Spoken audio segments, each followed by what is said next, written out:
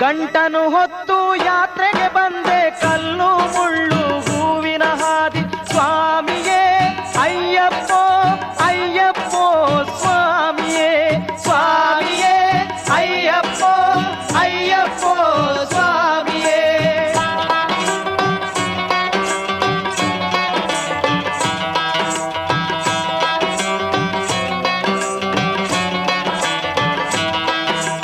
ತುಪ್ಪದ ಸ್ನಾನ ಸ್ವಾಮಿಗೆ, ಕರ್ಪೂರ ದೀಪ ಸ್ವಾಮಿಗೆ.